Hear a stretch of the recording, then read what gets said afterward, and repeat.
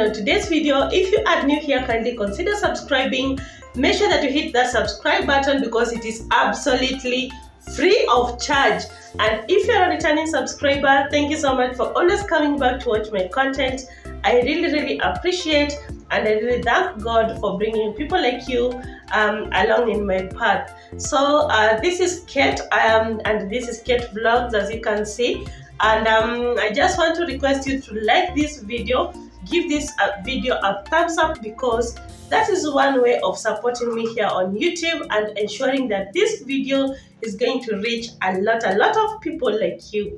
So without wasting a lot of time, let me just jump straight into this. In today's video, I'm going to talk a little bit about a few stuff that most people are asking me in my inbox, and I felt that I should do a video because this is one question that is getting a lot of frequency, and I've decided just to answer it in form of a video. So when I started, most people are asking me how much capital I used to start a beauty shop, and I'm here to answer you, and I'm telling you like this, that amount of money that you have, even if you have 1,000 shillings, 2,000 Kenyan shillings, 3,000 Kenyan shillings, 10,000 Kenyan shillings, 15,000 Kenyan shillings, that amount of money that you have right now is what is enough to start. Don't wait until you have 50,000 shillings to start this business. Don't wait until you have 100,000 to start this business, because money will never be enough to start a business. Money will never be enough to start a business. And even when I tell you that 50,000 shillings will be enough to jumpstart your business, that does not mean that you will have a fully packed beauty shop because you have the 50,000. And also having 100,000 is not enough to have a fully stocked beauty shop. So how much is enough capital to start a beauty shop? The little money that you have is already enough for you to start a business. Because if you look at a cosmetic shop, we have items that even with 200 shillings we have a dozen of that item. With 300 shillings you have a dozen of that item. And beauty shop items range from, we have jewelry, we have hair food, we have braids, we have weaves, we have wigs, we also have kids accessories, and among many other items that are found in a beauty shop. And even in very bigger beauty shops, you'll find that people also stock on things like watches. We have some people that are even expanding and stocking shoes. So you will never have this exact amount that I can give you to start a beauty shop. And that is why I'm saying for you to buy like a whole sack of braids, like from Angels or from Darling or from Olivia, you require at least 10,000 for a whole sack of braids. So if you want to start primarily selling hair, you require like 10,000 to 20,000. Now, this is how I started myself. Now let me just narrow down to where I started from. My business started as a salon. Many people think that I'm this expert in cosmetic business. No. I just started my business like any other person. I started as a salonist. And so when I was doing this salon, many customers used to come to my beauty shop. They are there, they want to do their hair. Obviously, most customers will come to your beauty shop without the braids, so they will want you to go and buy the braids for them. And I saw that as an opportunity. And sometimes when a customer comes to my salon with hair, already they have bought their braids from maybe Best Lady. So after I finish like doing or plaiting their hair, they are there telling me that most of the time they are disturbed with this itchy scalp, they are disturbed with this dryness, or their hair sometimes does not look very neat because it doesn't have that lustrous look. And I also saw that as an opportunity. So how did that come as an opportunity? I decided that why should I be going outside my salon to go and get the braid spray from outside, or this anti-dandruff from the other shop outside there, and then I'm coming to give the client who wants me to have stocked them, or this customer wants me to stock these products because they want convenience. Most customers want convenience, and let me tell you for free, When I started my beauty shop, I started with 500 shillings. 500 shillings. So I went to this wholesale shop and bought braids worth 500 shillings because she was selling braids at 50 shillings, and I bought like 10 pieces of braids. So those 10 pieces of braids, how much will they give me? They'll give me only 100 shillings. So to me, that was money. That was real money. Getting 100 shillings in form of profit, that was enough for me. So I started with 500 shillings.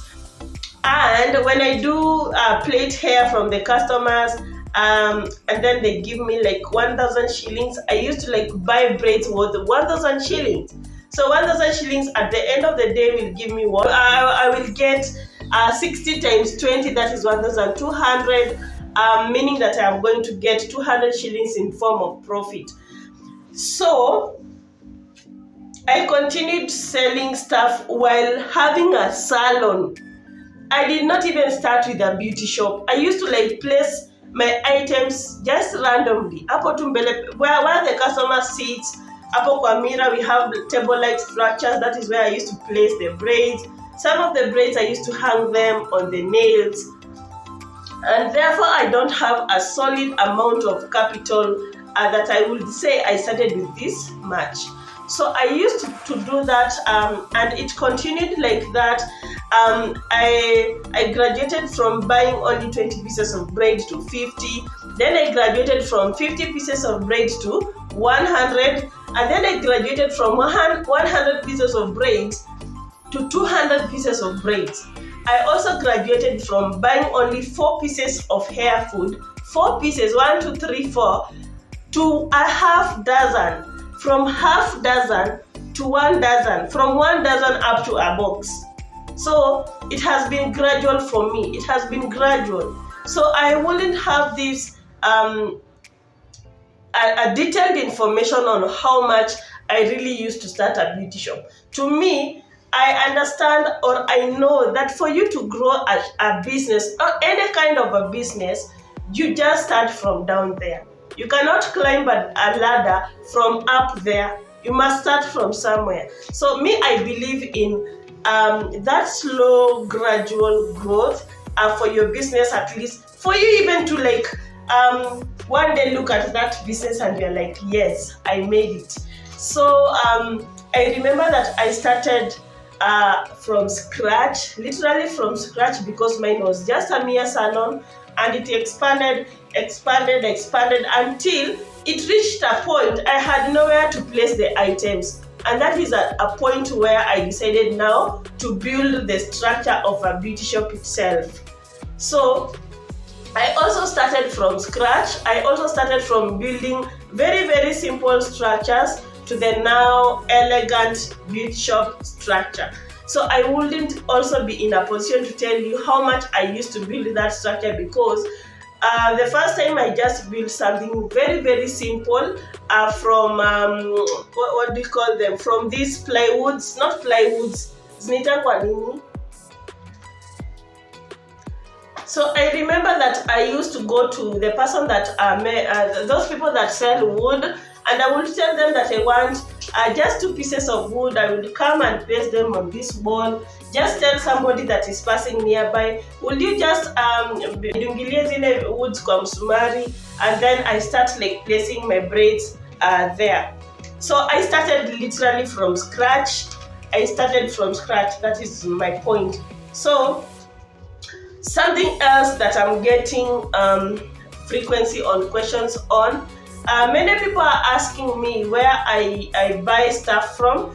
And I will tell you for free that a cosmetic shop, if you go to a cosmetic shop and look at it, you will see that it has more stuff. It has a lot of stuff. The stuff ranges from hair foods, we have hair bands, we have hair clips, we have earrings, we have perfumes, we have body splash, we have, a beauty shop has a lot of stuff. So there is no way that I can say that I buy those stuff from one shop. No. Most of the hair products, hair foods, chemicals, all those relaxers, we have Subaru dyes, we have dyes, all those things, You will get them easily at affordable prices on Perida Center. So go to Perida Center, second floor, first floor and second floor. And while on those floors, don't just go to the first shop because I said go to Perida Center and start buying stuff. So what I usually do, personally as Kate, I will go to shop A, stand there, just listen to how the customers are conversing, and let me just mention this at this point, that I have the wholesale prices of everything in my head. So if you say that Subaru is 45 shillings, automatically I know that that is you've sold it at an expensive price. So I have all the wholesale prices in my fingertips. I know everything. I know the market price as at right now. So when I come to your shop and ask for braid, and you're telling me braid is 75, I will not even ask another question. I'll just go to the next shop, because I also am doing business. I want to gain some profit and I want to maximize profit. So you want to buy this stuff from the shop that will sell them at a more cheaper price. You're not there. Don't be those customers that go there and start making friendship before you buy. You're not there to make friendships. These people are not interested in your friendships. It is money that is talking here. So usifikiria tunaenda hapo kwanza to make friendships, hapana. Now, so Perida Center, there is a lot of hair food, there is a lot of chemicals, there is a lot of hairs, and most of the time I buy jewelry from Kamukunji. Kamukunji will buy you'll buy the rings at a more cheaper price as compared to dubois. Kamukunji will buy earrings at a more cheaper price as compared to dubois. The difference is, so there is a lot of difference between Kamukunji and dubois. So in dubois, most of the time the earrings are very, they come in various designs. They are very not even quality. I would say that they are very, very different in terms of variety. Yani pale dubois tutakuta variety karibu 100 of earrings. And also sometimes if you are lucky, you're going to get the same pale Kamukunji. So go to Kamukunji, you'll buy the earrings, the jewelry, the rings, the chains at a more cheaper price. And by cheap, I mean, when you go to dubois, most of the time they're going to sell the what are these called? The chains. In dubois, the chains will range from 60 to 65 shillings. But if you go to a shop in Kamukunji, you're going to get them at 50 shillings. So that is the difference between dubois and Kamukunji. Kamukunji, you're going to get the nose rings at even a price of, I told you the other time that they used to sell a packet of nose rings at 50 shillings for 20 pieces. And that is very, very cheap. But in dubois, you're going to get the same nose ring. They're selling one nose ring at 20 shillings. Dubois, one, moja hivi 20 shillings. In Kamukunji, 20 pieces, 50 shillings. You see the difference? But before you get the particular shops, because I don't have the details of the shops, and also I've been very, very busy because I'm now working 8 to 5, as I had told you before. And my time is very, very limited at this point. I have not done any plugs. So far, so good. But whenever I get time, I'm going to do a plug on where to get jewelry at a more affordable price, and where to get these hair foods, these braids, these crochets and weaves at a more affordable price. And for the newcomers, remember that I have tagged you or plugged you with the Movit. And the advantage of buying directly from Movit is because Movit is going to sell you the products at the factory price, and it is the same price they will sell the products to those people that are in Kamukunji, so that they now sell to you. So why don't you just buy directly from Movit? Something else that I'm getting a lot of questions on is somebody has already an established beauty shop, but it is not performing well. And I gave you a lot of insights on how to make your sales higher by competing with that person that is next to you, by doing what they are not doing. Don't just do what ordinary sellers are doing and expect to get a different result.